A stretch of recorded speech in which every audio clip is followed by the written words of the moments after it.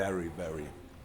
I wouldn't say that we have no chance afterwards to win the game, but if the ball is in, it changed the game for sure. It was, what was it, 45th minute? Roundabout, so Newcastle would have said perfect moment.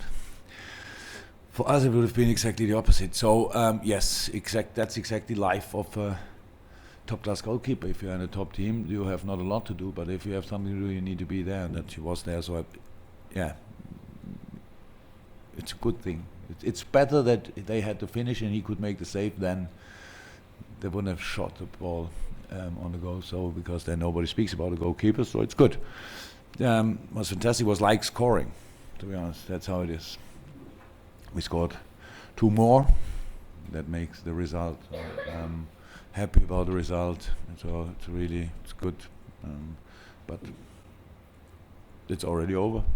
So we play on Tuesday again. So that's it. So.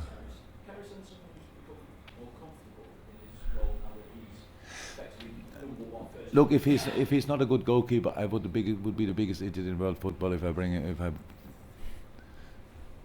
line him up. So maybe a few people think I am, but he is an outstanding, skilled goalkeeper. That's how it is. And the start was not that good. And in our life, it's like that then people make their assessment immediately and say, yes, that's like this. The start was bad, so there's nothing. He needed time and needed a situation, needed a training with John, and now he's playing, and thank God he's playing good. That's the situation. It's not.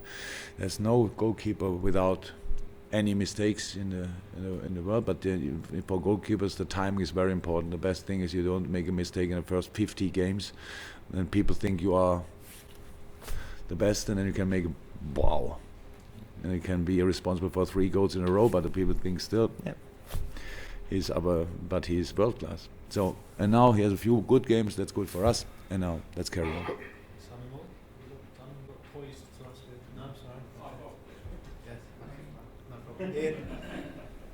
You obviously knew Mo Salah had ability in him when you signed him, but did you think he was a 30-goal-a-season player when you signed him? Wow. I had no numbers in my mind. We knew that he's a very offensive-orientated midfield player, so that's how it is. And if you are that, then you need goals from players like this, and you want them to score. I love the goals he scored. I love his assists, but his. Today, I think it's. I have no problem. I really love this player. How he's doing so well, and thank God he's still healthy and fit and all that stuff. But all the others are important. Exactly the same for us. Exactly the same importance. That's how it is, and we play together. He knows that he needed a pass. He cannot get the ball in midfield, run there, and then be free in the box. That's not possible. So it was a world-class situation from Ox.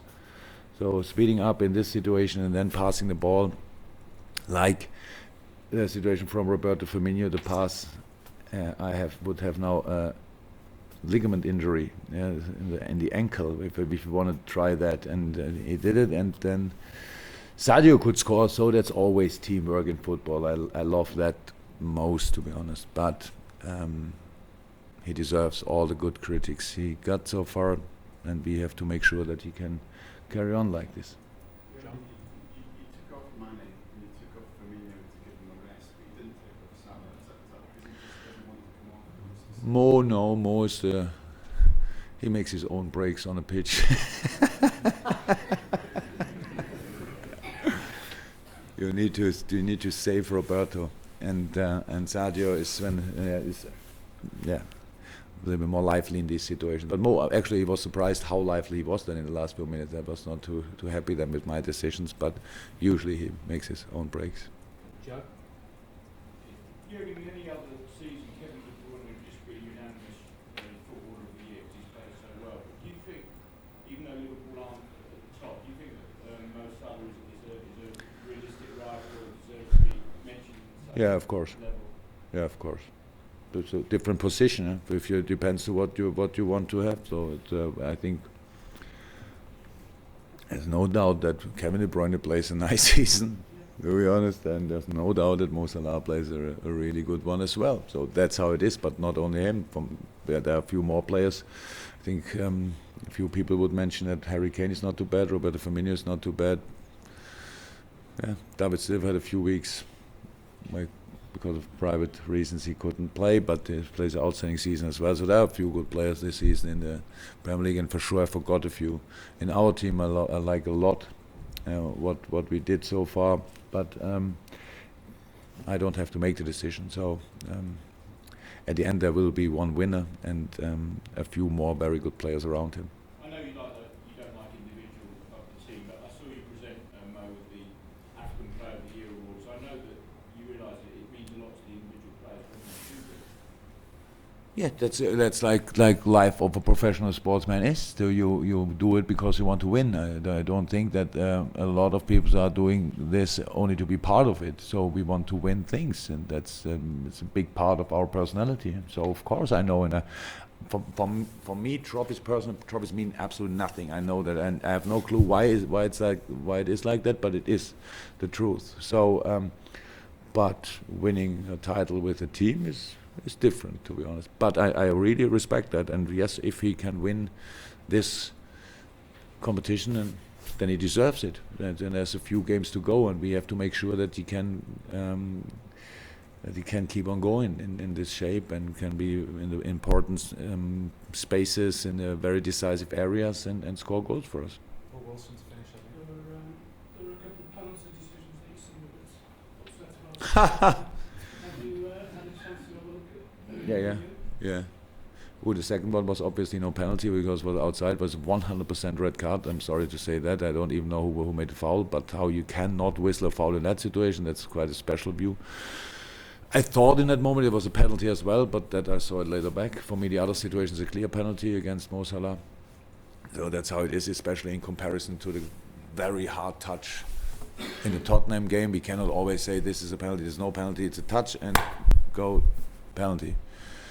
And the problem now, my reaction, if you ask now why I was a little bit emotional in that, but our problem in our life is that we have to swallow it immediately in the moment when it happens. That's really difficult. You see it, you are emotional, you think, what? And then you have to be quiet immediately. That's the perfect reaction. Like, that will not work until I'm really quiet. So, and that's the problem. So now I got it. We won 2-0. I have no problem with that. I don't go to the ref, but I hope he sees as well that I thought there were a few situations when you read, wow, that was the other way around. It's a free kick for us, but it's not important anymore. We wanted 2-0, and I know football is a difficult game to whistle, to judge, and all that stuff. And but sometimes it's clear. And I think the last situation was really clear. There were not a lot between the ref and the situation. So, yeah, but lucky man from Newcastle because he can play the next game. I think Chris Shaw has not fun. How satisfied are you about the calm, the crowd and the team come against Anfield? Because a couple of weeks ago now it's taken 30, 40 minutes to make ready for whatever you lost. Look, I think it's nice. It's completely normal. It's how it is. When something is bad, you realize immediately. When something is good, what it is, obviously. And thank that you mentioned it. And behavior of the crowd and the faith and the trust, which is obviously in that, improved. You always have to earn things like this. And with a few performances, we earned it. I think that the people now are more convinced that it can happen at one moment in the game than they were before. Yeah, that helps massively. But that's what I thought, what I meant when I said we have to create this situation together. So it's like it is. You cannot keep the ball in your rows when the crowd is pushing you constantly in this direction. It's difficult for each human being. So they do it still. That's nice because it's important. It's part of the game. It's emotion, and we all love that. But a few times you have to keep the ball only. And I would have been more happy in the last 10 minutes if we would have kept the ball constantly. Only keep it. They didn't attack, so why we try to play through balls? There's absolutely no reason because I don't have to take any risk. And but we are on the way to do that. And this team is obviously always quite on the front foot to score the next goal. But we adapted to the situation as a team as well. But yeah, you are right. The crowd was really brilliant tonight.